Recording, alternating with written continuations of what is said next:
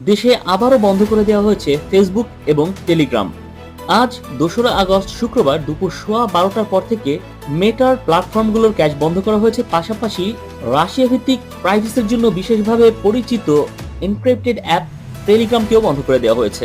তবে এটা করা হয়েছে শুধুমাত্র মোবাইল নেটওয়ার্ক ইউজারদের জন্য। সংশ্লিষ্ট যারা রয়েছেন তাদের তরফ থেকে জানা গেছে যে বৃহস্পতিবার রাত থেকে ইন্টারনেটের গতি ধীরে ধীরে স্বাভাবিক হচ্ছিল।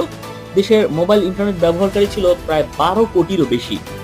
মোবাইল নেটওয়ার্কে মেটার ক্যাশ সার্ভার বন্ধ হওয়ার ফলে যারা মোবাইলের নেটওয়ার্কের এসব সাইটগুলোর ব্যবহারকারী রয়েছেন তারা ভিপিএন ব্যবহার করে এখানে অ্যাক্সেসের চেষ্টা করবেন, যাতে করে মোবাইলের যে নেটওয়ার্ক এখানে ইন্টারনেটের ট্রাফিক আরও বৃদ্ধি পাবে, ফলে গতি কমে যাওয়ার সম্ভাবনা রয়েছে।